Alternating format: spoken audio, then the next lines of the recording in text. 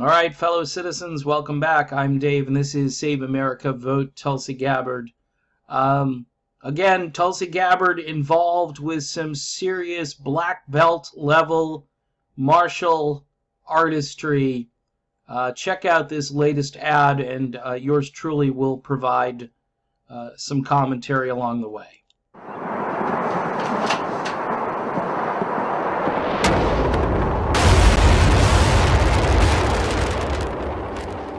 President Trump promised us during his campaign to get the United States out of stupid wars. Obviously, the war in Iraq was a big, fat mistake. We should have never been in Iraq. We have destabilized the Middle East. We will stop racing. Did you hear what Trump just said? And people wonder why I jumped off the Trump train.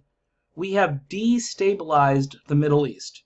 Yet, we're going back to the Middle East now, and we're going to continue destabilizing the Middle East. This is a lot like when he was asked about WikiLeaks, and he was like, WikiLeaks is not my thing. So this is where I really lost it with Donald Trump, and I know a lot of people just think, hey, you were stupid at the very beginning to even vote for Donald Trump, but it was Trump or Hillary. Yeah, I know, Jill Stein. I know.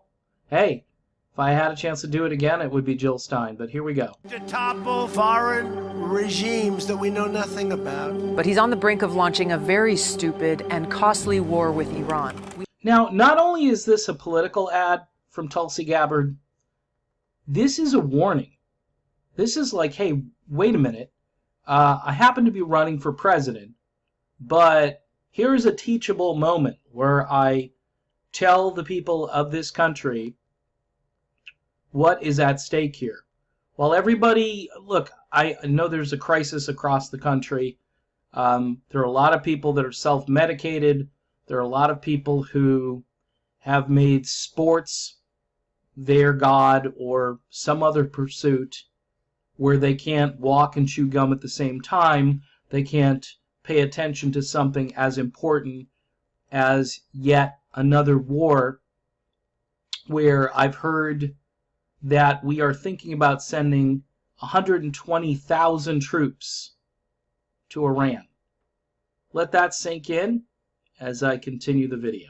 We have to stop President Trump from starting a war with Iran. The president is listening to his national security it's freezing up. advisor, John Bolton, and other war hawks in his administration who have... And there's a picture that's worth 1,000 words. President Bolton standing next to President Pompeo. And I don't know who's in the background there. Mike Pence, nowhere to be seen, but you might want to put him in the photo there. And she goes after John Bolton, and God bless her for doing that. That's just fantastic. championed the war with Iraq in the past and who've been pushing for war with Iran for years. Our goal should be regime change in Iran. There is a viable opposition to the rule of the Ayatollahs. The only solution is to change the regime itself. You know, John Bolton, his name up in lights, John Bolton. You know, people who get up in front of other people and make statements about the leaders in other countries who are problematic to those countries. You know, you've just tuned out, I'd say 20 or 30% of the American population. Most people don't give a rat's rear end about what's happening overseas. Now that may be, what's the word? That may be callous, because there are real genocidal things happening. For instance, like in Yemen. And we're providing Saudi Arabia with the weaponry, or they're purchasing it from us. We're not giving it to them for free. But it's just astounding how in one situation, yeah, no big deal, we can look the other way. But in this situation, yeah, we've got to stop. We've got to stop this right away. And John Bolton is the man. It's just pathetic. Bolton and others lied to us about the war in Iraq. They said that Saddam Hussein had weapons of mass destruction and that he was going to give them to al-Qaeda. Now, that war was devastating. Over 4,000 of my brothers and sisters in uniform were killed. Hundreds of thousands of Iraqi civilians killed. Trillions of our taxpayer dollars wasted.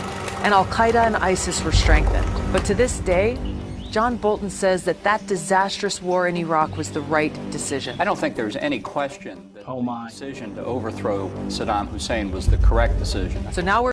Wow. I mean, again, let that sink in. After the number of American lives that were lost and the trillions of dollars, and the fact that we are still fighting kind of the same way in Afghanistan right now, and we're supposed to pull out of the region, but yet we continually leave troops behind, you know, as peacekeepers. That's funny. They should be called war makers instead of peacekeepers, because they're not keeping the peace. They're making sure if somebody, you know, makes a wrong move that they're there to instigate war. Just incredible. It's incredible that Donald Trump picked this guy right here. This guy who is responsible for, I hate to just use the word like he's responsible for killing thousands of innocent people, but let's just move on. We're being lied to again, as Bolton and Trump push us closer and closer to a war with Iran that would prove far more costly and devastating than anything we experienced in Iraq. It would result in far more American troops being killed and injured, cause great suffering for the Iranian people and others in the region. It would exacerbate the refugee crisis in Europe and risk direct U.S. conflict with Russia, conflict that could easily lead to nuclear war. So join me in sending a strong message to Donald Trump. The U.S. must not go to war with Iran. Okay, I wonder what Joe Biden thinks of this. I wonder what Joe Biden, because here's the guy that likes Dick Cheney, right? He's the guy that says, hey, he gets along well with Dick Cheney, and, you know, I don't understand why more American citizens aren't absolutely outraged by what's happening here. And my screen kind of froze up on me here, but the video is essentially over. All I can tell you is that this was one of those videos. Again, here he is. Big fat mistake, Donald Trump, the war in Iraq. Big fat mistake, but let's go back and do it again. Trump people, where are you guys? Are you guys just concerned with the fact that Trump made the economy move a little bit, mostly for the people at the top? Very little of it trickling down to the people at the bottom, where inflation, especially in the cost of housing, is absolutely through the roof, and that most Americans are about $1,000 away from financial disaster. I mean, yeah, it looks good on paper. Yeah, anybody can get a crappy job if they want to go out and work a crappy job. You know, I don't understand that people don't look at this and say, yeah, he's changed. We didn't think that he would be hiring John Bolton. We had no idea that he'd be hiring Mike Pompeo. And again, most voters are, I don't want to say simplistic, but they listen to somebody's message. And Trump, again, was fairly clear as he was beating up Jeb Bush during this primary, and rightfully so. I mean, I don't understand why more people aren't outraged by this. But again, Tulsi Gabbard, right in the face of this foreign policy, she is a walking, breathing testimony of what could be. What could be. We could have a president that doesn't look at every situation and say, yep, we need to go to war.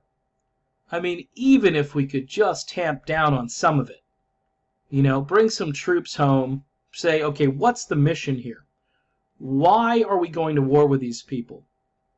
Is there a direct threat to America's security and our national interests?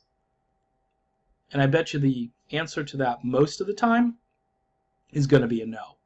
It seems to have been no now for about 50 years. So my guess is it's going to continue to be no. So Tulsi Gabbard, again, great martial arts here, politically speaking.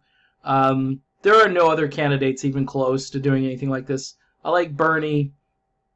I'd love to see Bernie do an ad kind of like this, you know, with the editing and the footage. And I mean, whoever's doing these ads, you know, Politico or whoever said, oh, Tulsi Gabbard, where is she?